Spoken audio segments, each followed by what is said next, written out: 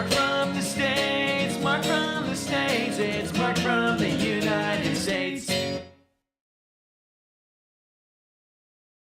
Good morning, good afternoon, good evening, Mark from the States. How we doing today? I am, of course, fantastic. I hope you are as well. Come sit with me today. Requested video I'm very excited to watch. It's called The Tank That Time Forgot. It is from Battle Guides. Linus over there has, of course, given us his blessing to learn from his videos, and they have always been just amazing to watch and learn from. I'm grateful that he allows us to learn from his stuff, and I expect this one to be pretty amazing. So it's the story of Deborah, and apparently I'm assuming that's the name of it, or a name of the tank that we're going to be learning about today. It's a tank from World War I. So I invite you to come sit with me as we get into this story. It should be pretty cool. First, though, a couple links below.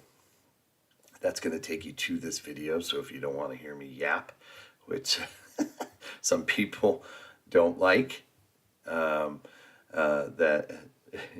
have made it known that they don't like hearing me talk, that's totally cool. I'm totally cool with that. That's why that link is there, so you can go watch the video without me talking. And in fact, I actually encourage you to do that. Go support the original content creator. The other link will take you to his channel, so you can watch a bunch of other stuff that he's done. And let me tell you, it's all worth going over there and doing.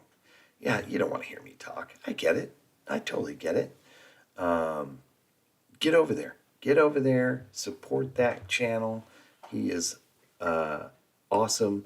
So yeah, if you have one like or one subscription today, I encourage you to go over to Battle Guides and give it to them. It is amazing stuff. So come sit, get comfortable. Let's get into this story about Deborah. I'm assuming that's the tank name. It's the tank that time forgot. Let's do it. Early in the morning of the 20th of November 1917, across this rolling countryside in northern France, the rumble of engines could be heard.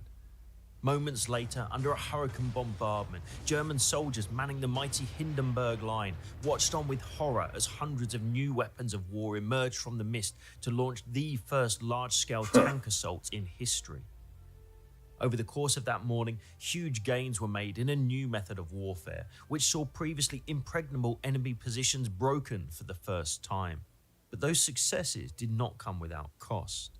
In this video, using the latest technology, previously unseen mapping and exclusive historic images, we'll follow the incredible story of one tank and its crew and their remarkable legacy which has continued for a century. This is the story of D-51, Deborah, at the Battle of Cambrai. And before we continue, it must have been just maybe horror. I mean, what was happening around everyone was just an absolute terror already.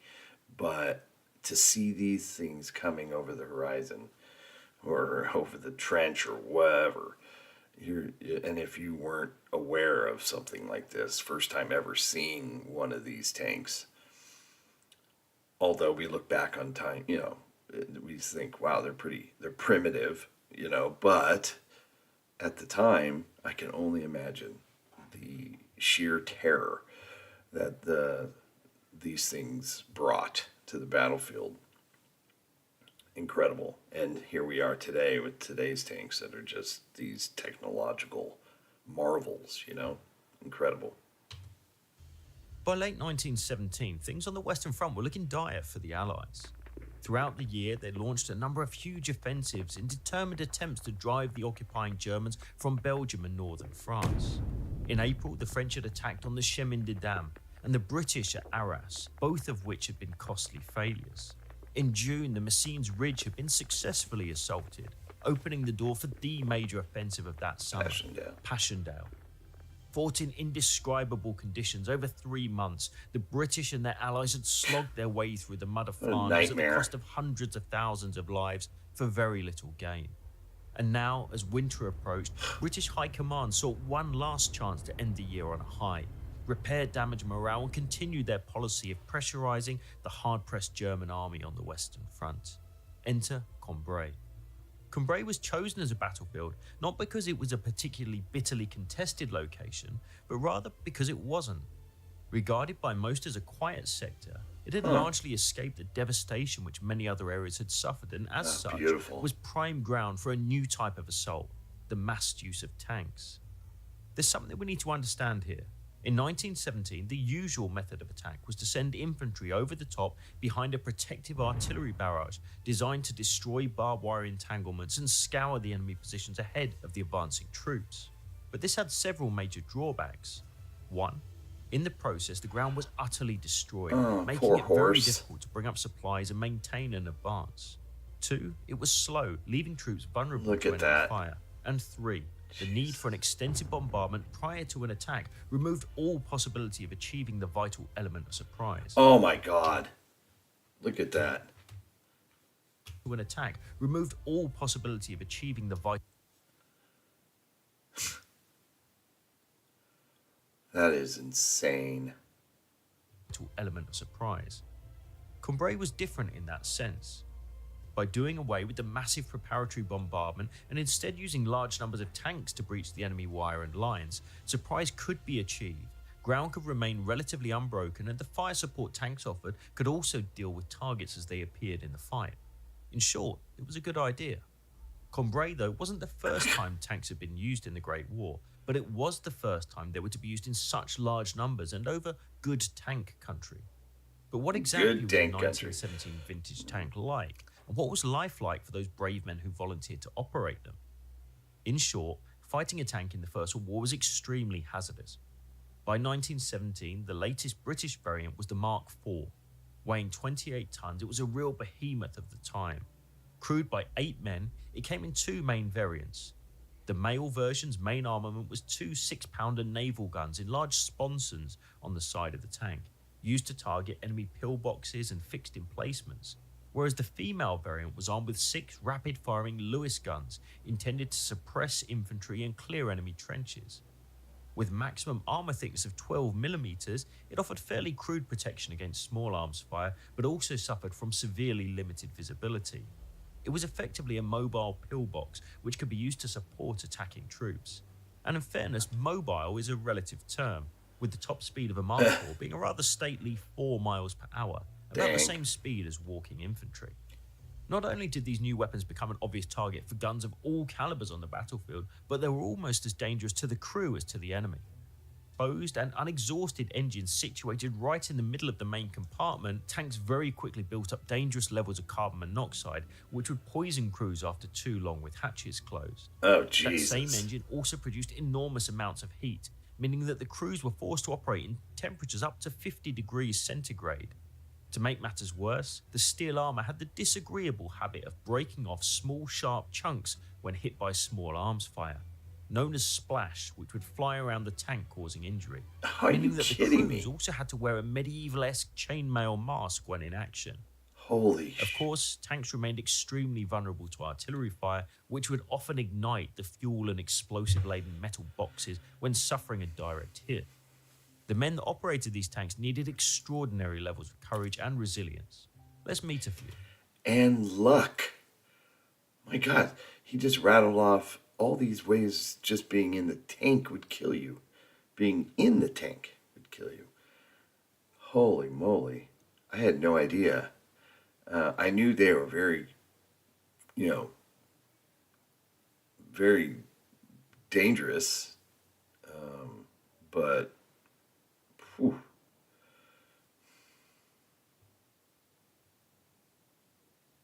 Okay, let me refine what I said at the beginning, that to see one of these things coming over was terrifying. Yes, but having to get in one was equally as terrifying, it sounds like.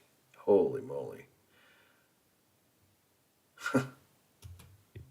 Turning to historical records from the vast archive of millions of newspaper articles and military service documents available at Find My Past, we can learn about 2 of those manning tank D-51, known as Deborah to her crew. First, there was this man, 24-year-old Frank Gustav Heap. Born in Blackpool, he was the only son of a wealthy justice of the peace, holding prominent place in civic life. Searching for a reference to young Frank before the war, we find that in July 1910, he was a student at the prestigious Leys School in Cambridge when his father made a visit and saw him receive a prize for successfully passing his university entrance exams.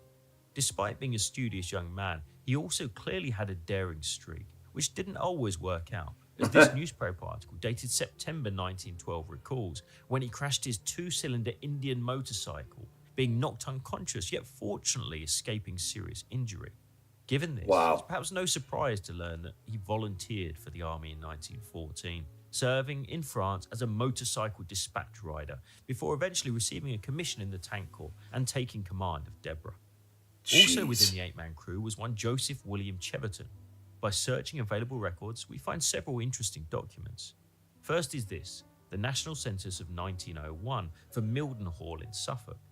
Here we see that 3-year-old Joseph William is one of 4 children to Mrs. Rhoda Cheverton of Ely in Cambridgeshire, who at that time is listed as married, although her husband isn't present. 4 years later, this record, a school admission register, notes young Joseph having joined and left in the same year, with the reason being that he left the district. Finally, exploring the census for 1911, we again find the family, this time with father Joseph Sr., a coppersmith, at home. They are at that time resident at 73 Thoday Street, a solid working-class district of Cambridge. It was then through this very doorway that young Joseph would have passed on his way to enlist in the army on the outbreak of war. Landing in France on the 29th of September 1915, he would by the time of Cambrai find himself serving as a gunner in the Tank Corps. By turning now to detailed available trench maps of the Cambrai. Find My Past is the sponsor of his video. What a cool way to include them in the story that he's telling. And you know, we watch a lot of these videos sometimes, and they have in video ads, so to speak, where they're sponsors and they're, you know, they give a shout out and promote their sponsor, and it kind of takes you out of the video that you're watching. But this was, well, I mean, first of all, it's a great sponsor that coincides with what he does, so it works well. But he did it so well. That was cool. That was really cool. Sector and overlaying them onto the modern satellite image, we can get a unique perspective from which to explore the battlefield. This is the area of operations for the coming attack. Actually, Cambrai is quite helpful in some senses, as it can be quite easily understood. Part of that reason can be found here on the flanks. The battlefield itself is broadly bounded by 2 major features, the Canal du Nord and the Saint-Quentin Canal. The first, seen here to the northwest, was actually dry at the time of the fighting, having been under construction when war was declared. Its steep banks in effect formed a hard stop for the attacking troops on the left. To the right flank, we see the Saint-Quentin Canal, another steep bank but operational canal, which after running northwards for some time, turned westwards across the battlefront, making these key crossing points, and especially this bridge at Manières, key objectives in the fight. Talking of objectives, there were several. One was to break through this 6-mile section of enemy line, capture the dominant terrain feature known as Bourlon Wood here, capture and cross the Saint-Quentin Canal, and then unleash the waiting cavalry who would encircle, isolate and capture the German supply hub of Cambrai. But in order for that to happen, first the breakthrough needed to be achieved, and in this sector it was a very difficult task. As we see here, from overlaid German trench lines in red, the positions in this area were formidable to say the least. This was part of the vaunted Hindenburg Line. Built in secrecy in late 1916, the Germans had fallen back to this pre-prepared killing ground early the following year and had made it almost impregnable to traditional infantry assault. Not only did it consist of multiple lines of trenches, but each were mutually supporting and protected by enormous fields of barbed wire, with up to 3 belts in front of each trench, some as much as 50 yards deep. Dang. Further hampering the attackers, the Germans in this area had fortified a number of villages from which to mount major resistance. Key amongst them were Avrancourt, Ribecourt, and right here, Flequières. Sighted Yeah. within and behind these villages, in carefully chosen positions, were German artillery batteries, which could deluge attacking troops and armour in the open. British planners had divided this battlefield up into three distinct objective lines. First was the Blue Line, which encompassed the German forward defences and front line, often referred to as the outpost zone. Having broken through that, troops would push on into and through the main Hindenburg Line positions and supporting trenches, through the village of Flequier to capture the Brown Line. Beyond that, if successful, Magnier, including its bridge, Marcoing, and the area immediately in front of Bourlon Wood would be captured. Then, all going well, the cavalry would take Bourlon and complete the encirclement of Cambrai. At least that was the plan. So who would be doing the fighting? The attack would involve a total of 7 divisions. I'm sure the plan's going to work, right? Because they always do. Though in the sector of our focus, the elite 51st Highlanders and the British 62nd Divisions would lead the way. Assaulting side by side and supported by almost the entire British tank corps, some 476 tanks across the entire front, they would in several waves breach the enemy wire, overrun their trenches and punch a hole through the Hindenburg Line.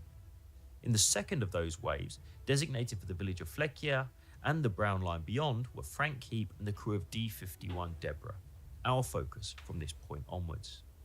But first they had to get there, and that was no small task.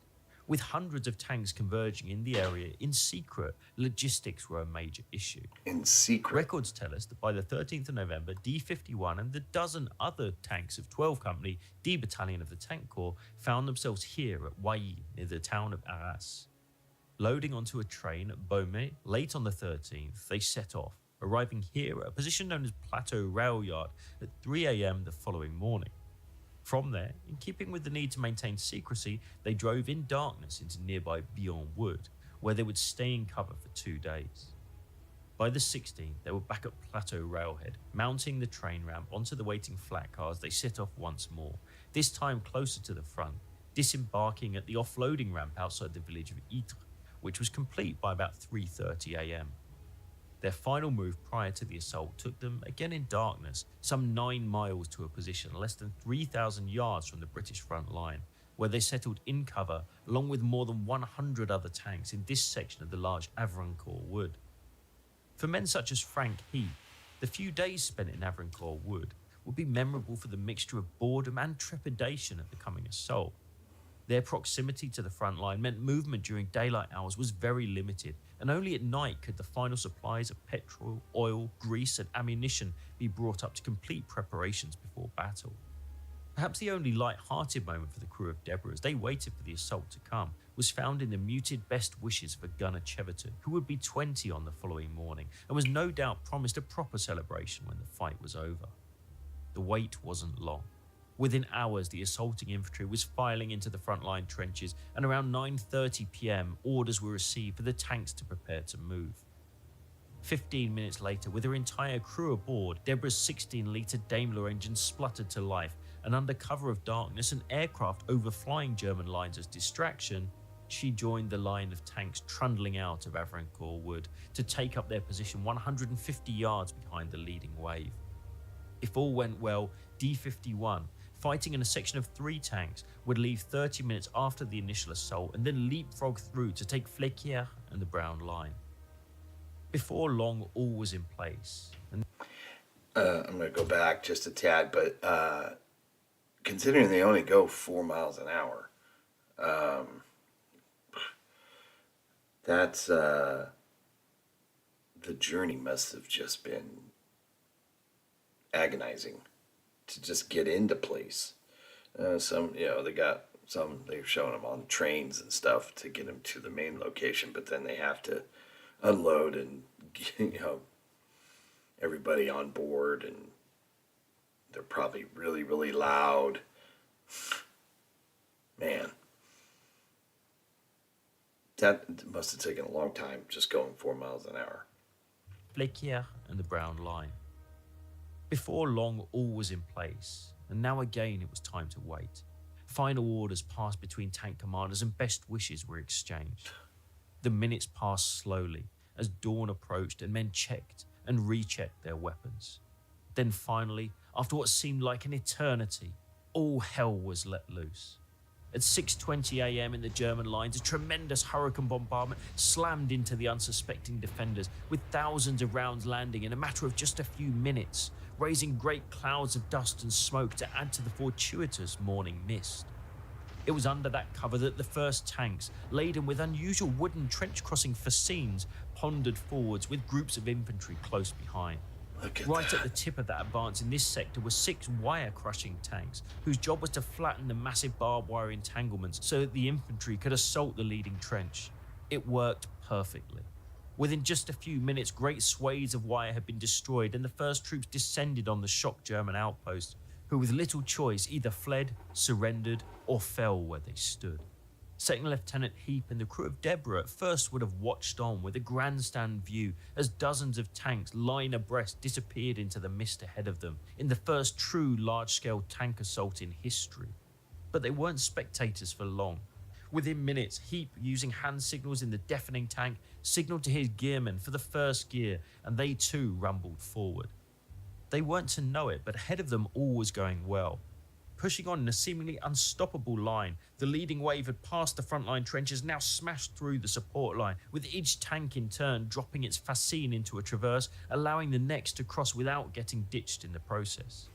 Wow. Despite the promising start, there were though some worrying signs, as mechanical demons, which had plagued tanks ever since their first appearance on the battlefield, now reared their head once again, with several buses breaking down, ditching in shell craters, or even sliding into enemy trenches.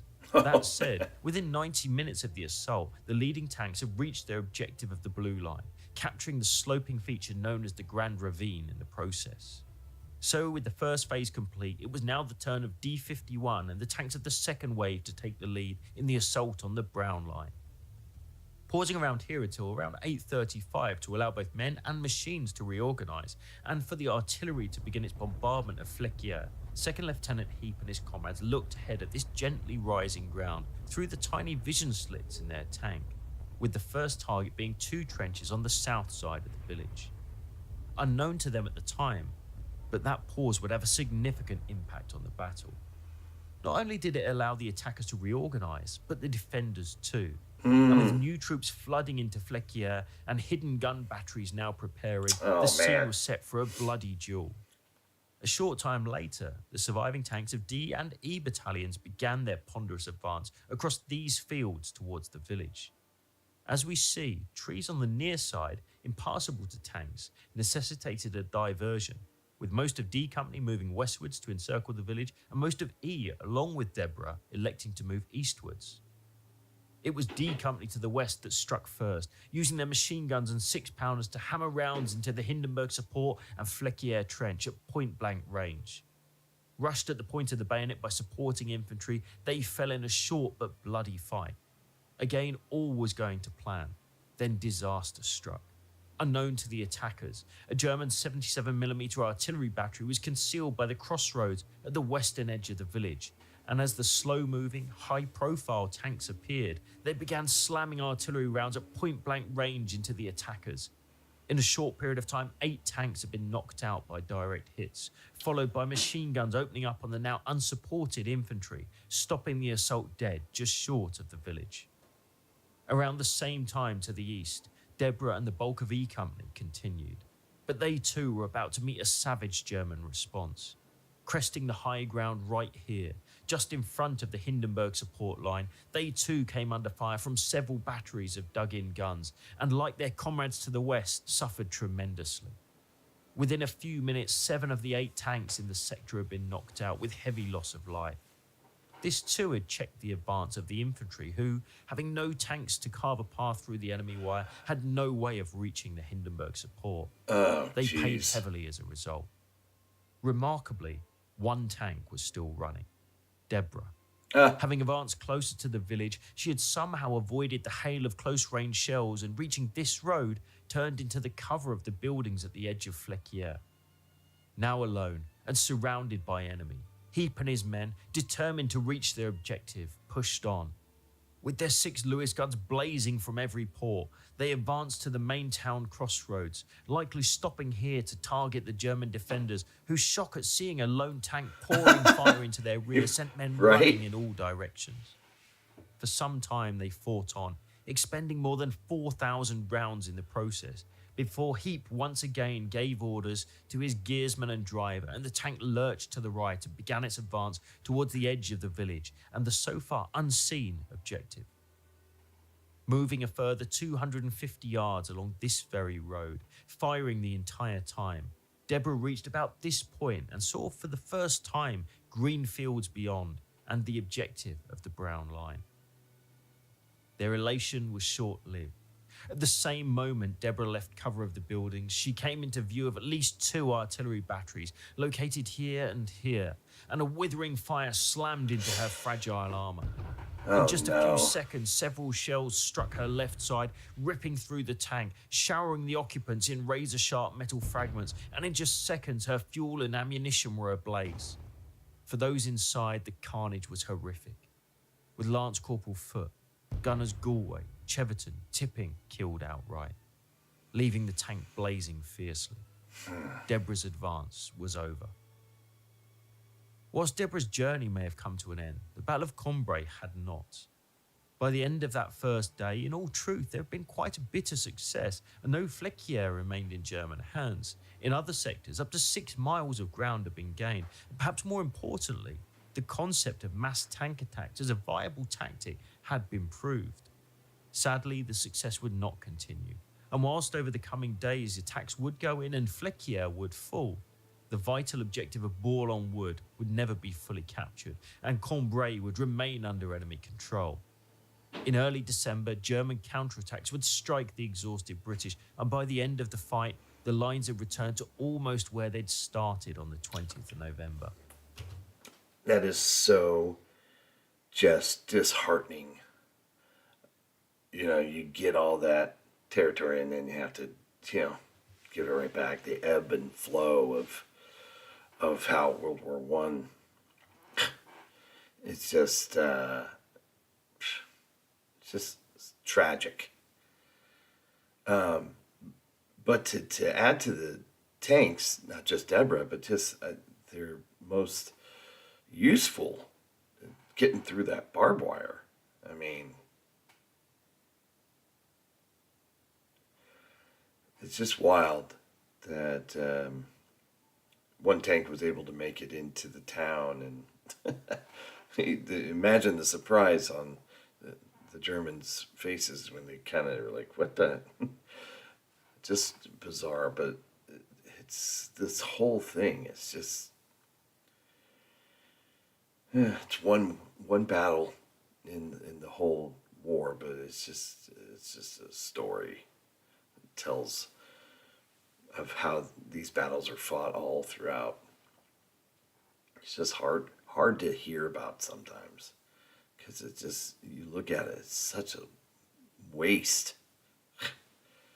But I mean, the story of the tank though is pretty interesting, and how primitive it is, but yet, even though your chance of survival operating one, you would think you have this protection, but God, inside that thing it's literally a death trap. All that at a combined cost of some 120,000 casualties. Wow. The Battle of Cambrai was over. And so ordinarily would the story be, except this action has a much more enduring legacy than usual. In the weeks, months and years after the guns fell silent, the Cambrai battlefield had remained littered with the detritus of war, amongst them dozens of tanks destroyed in November 1917. In most cases, those wrecks were cut up, carted away and repurposed, leaving no sign of what once took place across these fields. Or so it was thought. In fact, that wasn't quite true. It wasn't until the 1990s that local historian Philip Gojinski, who had grown up hearing stories of the battle, began speaking to elderly locals that an intriguing rumour emerged that one of the lost tanks had in fact been buried in a large hole in Flequier. Extensive research followed, which ultimately led the searchers to this spot. Finally, in November 1998, a dedicated team undertook a dig, and an incredible relic of the Great War was unearthed. Wow. Further intensive research ultimately identified the tank as none other than Deborah, who had lain unseen for 80 years. Once recovered from the ground, Deborah was for almost 2 decades kept in a barn where pilgrims to the Cambrai battlefield would often stop to visit a unique piece of history. There she stayed until 2018, when thanks to the efforts of the Association du Temps du Flequier, she was moved to a new home, a museum just yards from where she was knocked out on the edge of the village. Oh, Today, crazy. battle Look scars at and all, she takes pride of place in the centre hall, where visitors can explore her and her story. But what of the men who fought her? Records of the time tell us that 3 men survived the shells that destroyed Deborah. Really? One man whose name has been lost to the passage of time, and another who is known, Lance Corporal David Marsden, possibly Deborah's driver. Wounded for the 2nd time when she was knocked out, he was eventually returned home and survived the war.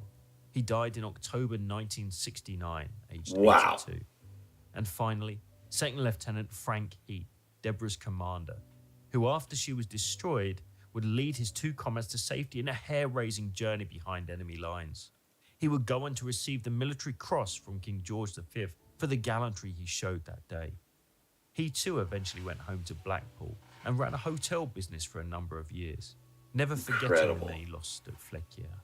Frank Heap died on the 5th of December 1956 at Victoria Hospital in his hometown. He was 64 years old. Oh, still young. And of those men who lost their lives that day, they're still here. Today, within Flequier Hill British Cemetery, just a stone's throw from the tank in which they fell, lie Lance Corporal George Foote, Gunner Joe Cheverton, who tragically didn't see the end of his 20th birthday, William Galway and Fred Tipping, 4 men who fought, fell, and fittingly still rest side by side. Oh my God. Thanks for watching. For those with an That is battle guides. I'm telling you, you're so good at this. interest in the story of Deborah and the battle for Cambrai, be sure to check out historian John A. Taylor's fascinating Deborah and the War of the Tanks 1917, which provides an in-depth and compelling narrative about the story of D51 and the men who served in her. And of course, if you're ever in the area, be sure to pay Deborah a visit. Finally, special thanks once again to our friends at Find My Past, whose incredible archive of millions of newspapers and wartime documents offer an outstanding resource for those wanting to find out more about a loved one, in war or peace. Check out the link in the description to find out more. That's all this time. We'll see you again soon. He is so good. Linus over there is so good. Wow. What an incredible story. The fact that they buried it way back when, and rumors start percolating. And then they actually find it, which is incredible. And I'm assuming some were left inside, maybe? The fact that 3 people survived is incredible. Just based on what happens when you get hit by a shell. Just blown away. Incredible story, though. Incredible. Yeah, definitely, if you're ever in that area, it's something you want to go see. Not sure if I'll ever get over there, but just wild. The fact that it made it into the center of town was just wild. Wow. What a great video. Please go support Battle Guides. Again, the link is in the description below to this video and to the channel. It's real important that you get over there and support him and his team. Just incredible. Just history that he tells, and he tells it in such an interesting and informative way that just keeps you engaged. I'm telling you, one of the better channels on YouTube for sure. Hope everybody's happy, healthy, and safe. Have a wonderful day, and we will see you soon. Take care, everybody. Bye. Mark from the States, Mark from the States, it's Mark, and he's from